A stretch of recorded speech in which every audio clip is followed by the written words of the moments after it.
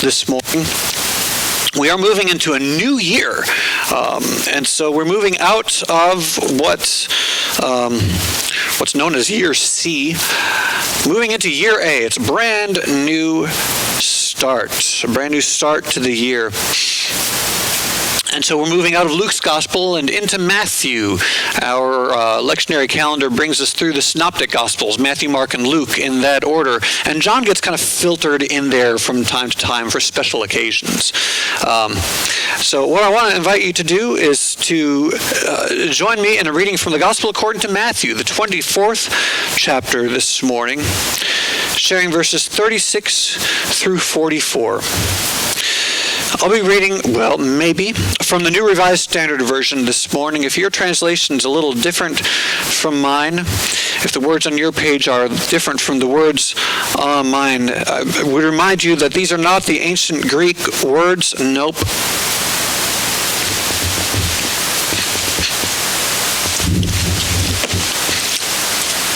This is just translation that we have to work with.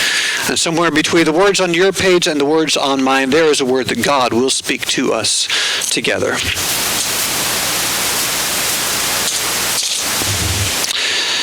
A reading from Matthew. But about that day and hour, no one knows. Neither the angels of heaven nor the Son, but only the Father. For as the days of Noah were, so will be the coming of the Son of Man. For as in those days before the flood they were eating and drinking, marrying and giving in marriage, until the day Noah entered the ark. And they knew nothing until the flood came and swept them all away. So too will be the coming of the Son of Man. Then two will be left in the field, one will be taken and one will be left. Two women will be grinding meal together. One will be taken, and one will be left. Keep awake, therefore, for you do not know on what day your Lord is coming. But understand this, if the owner of the house had known in what part of the night the thief was coming, he would have stayed awake and would not have let his house be broken into. Therefore you also must be ready, for the Son of Man is coming at an unexpected hour. Friends, hear what the Spirit is saying to God's people. You may be seated.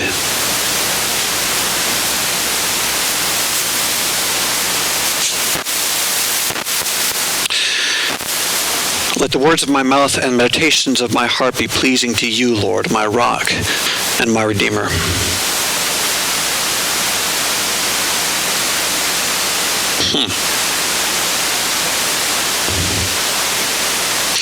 You also must be ready. You know what I am not this morning? I depend on my technology really often. And I kind of hope that things will just load the right way and that everything's going to work correctly. But sometimes, y'all, sometimes things don't work out exactly right. How does it go? The best laid plans of mice and men often, what does it go? How's it go? Often go astray. So I have a plan that seems to have gone astray this morning. There we go. I'm just going to read it really small. That's how this will go. Whew.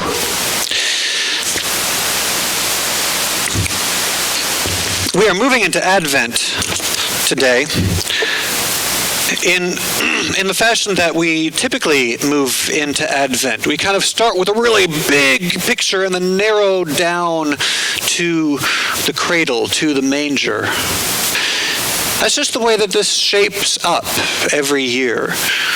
We look at all the exciting prophecies of the coming of Christ, and then we move into that very moment in which it actually happens. But I guess that's looking forward a bit too much. So maybe we should just kind of stay in this moment, stay right here.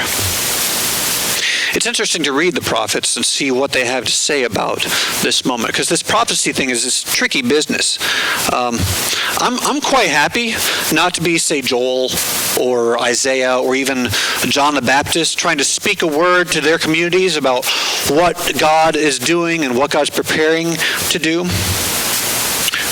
So I think this work of discernment is hard enough without trying to figure out the best way to communicate it. You know, how do you find the right words to describe an infinite imagination? Do you even use words? Folks like Ezekiel sometimes don't.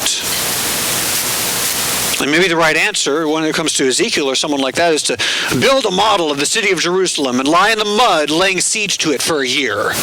If you haven't read that story, you should. It's weird. And it's fun. And kind of gross. He's a weirdo.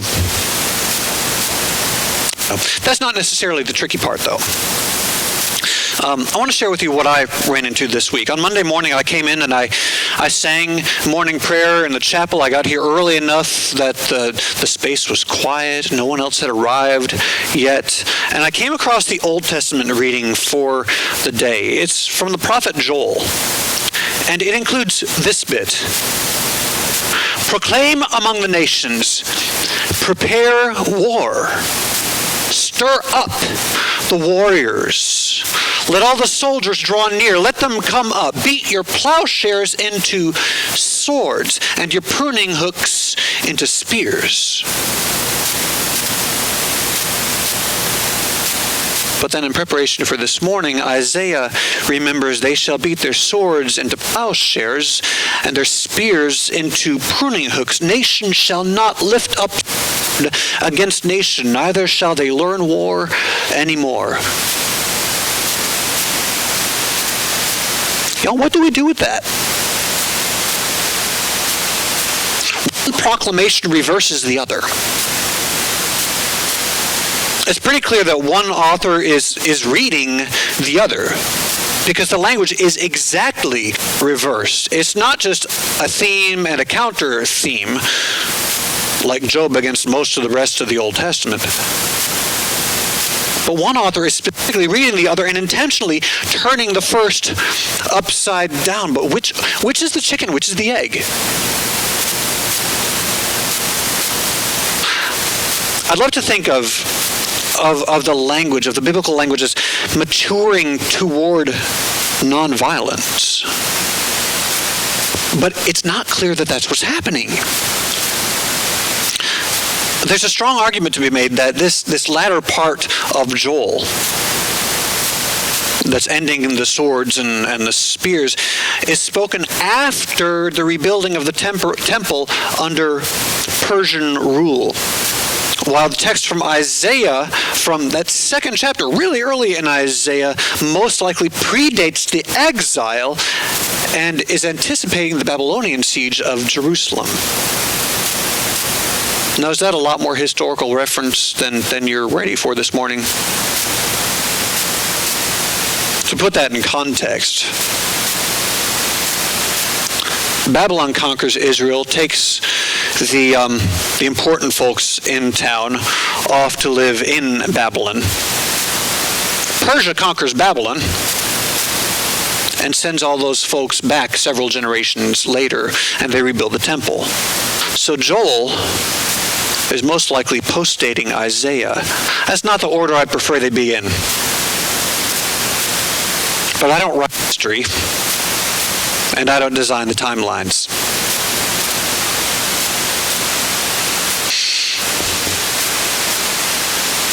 So the more peaceful text seems to predate the more belligerent text. And I don't like that. That troubles my sense of the maturing of theology. And I probably should know better, given the bombastic and colonizing nature of dominant Christian practice over the past several centuries. But there's a part of me that holds out hope that humanity grows wiser over time.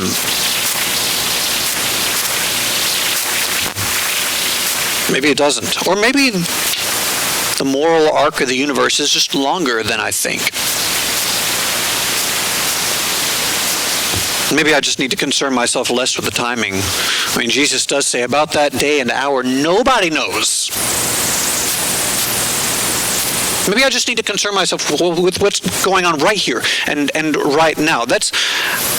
I don't know, that's just a little difficult to do from this particular space and time, because I'm here, I'm in the pulpit, and I'm offering proclamation to you on the first Sunday of Advent, entering into the season of preparation, this day that consistently takes the broad view of history before we start narrowing down our perspective toward that moment when we suddenly behold the essence of God lying in that extraordinarily vulnerable person of an infant in a bed of straw. But again, that's not for now. Spoilers! Today's for way preparing.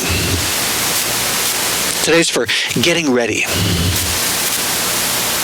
Today's for coming into the house. The psalmist remembers a song of ascents. I rejoiced with those who said to me, let's go to the Lord's house. Or, in our more traditional readings, I was glad when they said to me, let us go into the house of the Lord. Now our feet are standing within your gates, Jerusalem.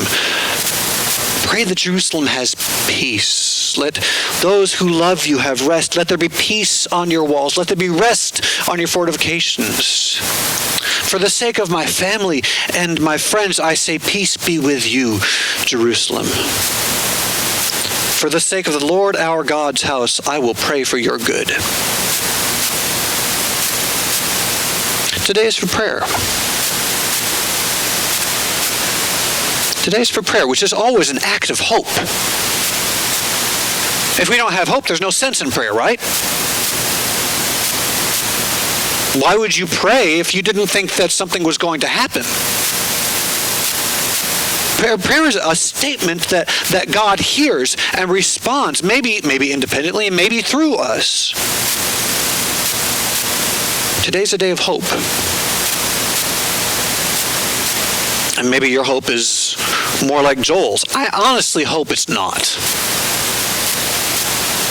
Maybe Joel's community needed a word calling them into battle. In today's deeply conflicted world, I don't think that's a word that needs to be said. I believe Isaiah's word is a lot more appropriate.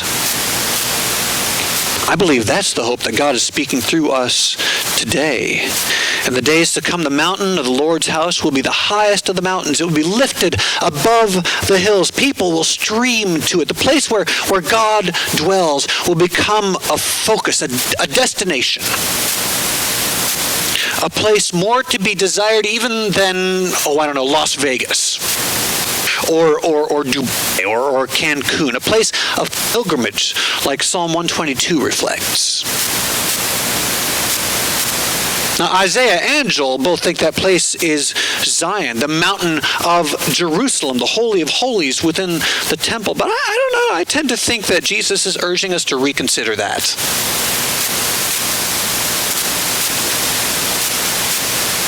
Maybe we'd like to think that the dwelling of God is here in this holy place, at this table.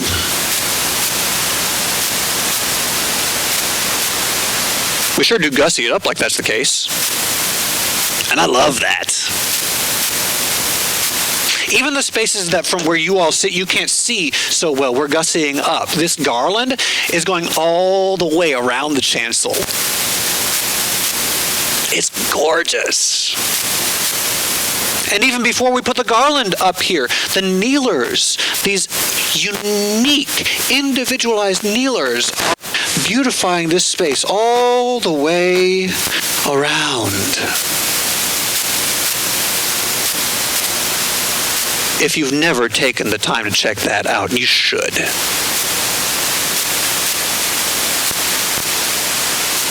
We put a lot of effort into making this a beautiful space. And to at least acting like this is the place where we expect God to be. And I love that. Hear me say that. I love the green. I love the gold. I love the life that we bring into the season in our decor. But I think this table isn't the dwelling place of God either. It's the means whereby the dwelling place is made reality. It's a means of grace. I believe God works through song, and God works through word, and God works through prayer, but especially through the gifts that we bring to this table, this bread and this cup.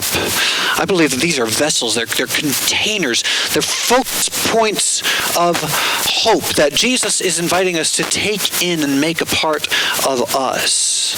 I believe that this meal is the means whereby God dwells in us. I think the hope that we live into is that the hope of creation lives in us. Now, with or without this meal, it's there. The Spirit is in you, whether you like it or not. In you is a little spark of the divine. What you get to do when you come to this table to receive today is say, yes. Yes, I want hope in me. Yes, I want hope to reshape me. Yes, I want to be a bringer of hope. Just a great big yes. I am ready. Yes. In the name of the Father, and of the Son, and of the Holy Spirit. Amen.